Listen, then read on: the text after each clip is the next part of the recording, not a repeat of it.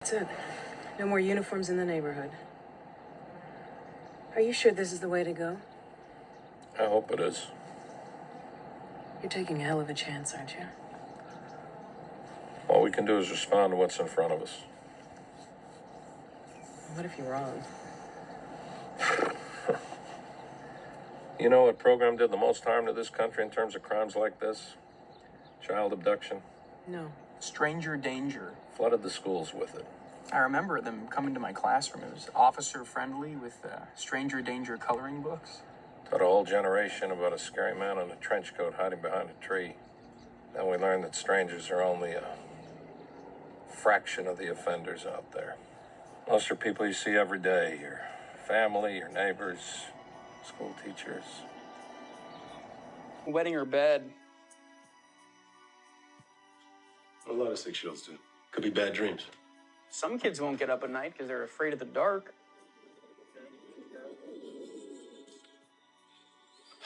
Or it could be a lot more complex than that.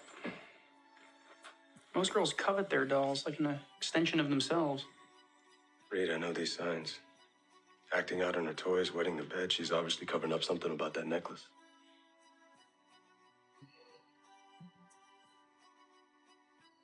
Most likely by somebody under the same roof.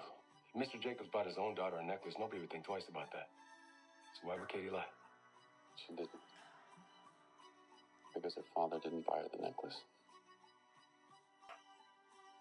The clasp is damaged like it was ripped off of her neck. Then they tossed it in the trash. The abductor just wants to fulfill his urge and move on. He wouldn't take the time. Because he's motivated by rage. It's personal. I may have done some things that you couldn't possibly understand, but I would never hurt Katie. Whoever ripped the necklace off Katie did it in a rage, and he just seems broken. A 6-year-old, vulnerable child who trusted you, who trusted your husband. You need to tell me where she is. I don't know what you're talking about.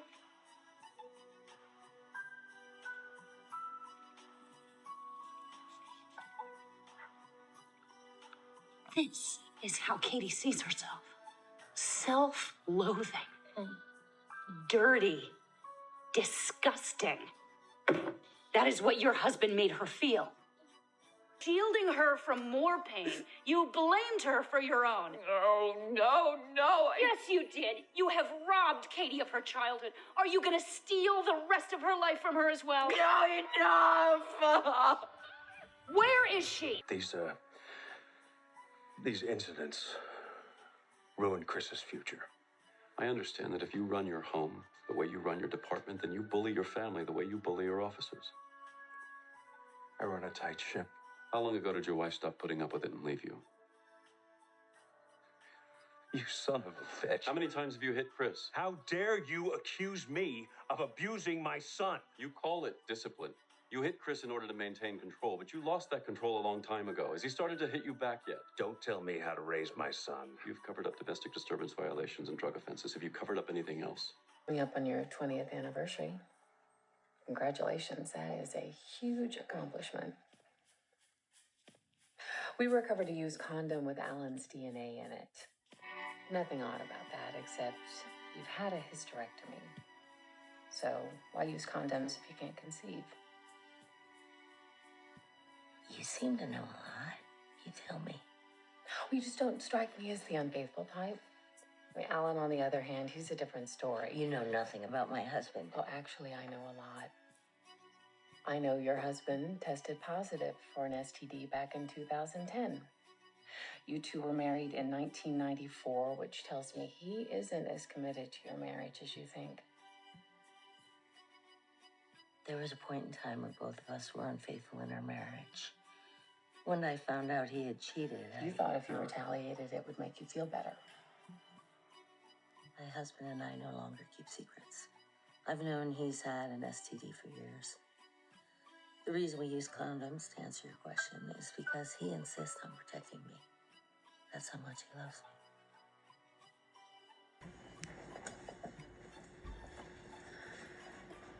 I know you're going through, Paige. You're scared. You feel hopeless. You don't even know who to trust. Alex took you a very long time ago. He did horrible things to you. Your life was literally dependent on him. So you eventually did whatever he asked you to do. Cleaned, cooked, helped with his abductions. In your mind, your past life was lost.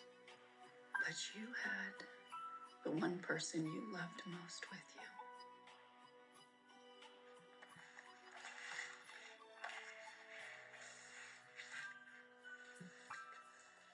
No, Kyle. We checked hospital and dental records and couldn't find any info. Kyle was your son. He was our son. How could a father kill his own child? How could he do that to a mother? I don't understand. Parents that kill their children are monsters. Now, you were under duress when you helped him. But my friend's daughter is gonna die if you don't help us right now. Who bought Meg? Paige, where is she? Okay, so what is he trying to say? Well, let's work our way back to that based on what we know. We know this guy travels thousands of miles in 2 days, so probably doesn't sleep. He's able to sneak into a suburban house or a drug den undetected. He overwhelms his victims silently and then injects them. And then as they lay there dying over the course of an hour, he simply sits over them and leaves them a highly symbolic message, but it's a precise message. His victims are seizing up right in front of him, but this guy does not miss a brushstroke. This is a man who's been around death before. It doesn't faze him. Who else would leave this type of message? Drug cartels, cutting the tongues out of snitches and the hands off of thieves. The mafia sleeping with the fishes and all that. He's a contract killer. Only a hitman would be this good, but his message, it's not for us. It's for his customers. It's a cosmic gift. I mean, where did Mozart come from, or Einstein, or... Okay, let's drop the Earth Mother Act. You went to Vassar, and you were voted most likely to run a Fortune 500 company, yet you never had a career after college.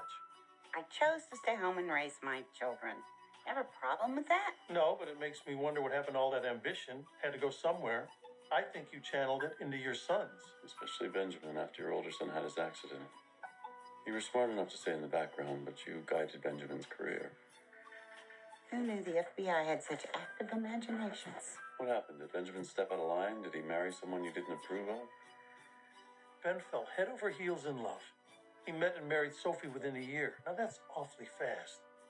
I can't imagine you had a chance to properly vet and train her, so the solution was to get rid of her. The ransom amount was $20 million. Why is that? It's an awful lot, don't you think? A lot more than two. That was supposed to be their fee for getting rid of Sophie, but they changed the terms on you. They heard about Benjamin's campaign war chest and thought they were being underpaid. That is pure conjecture. His approval rates were waning. Something like this would create sympathy, boost his visibility. Maybe this wasn't about your disliking Sophie. This is just you being ruthlessly pragmatic. Career will be destroyed, and all your hard work grooming him will go down the drain.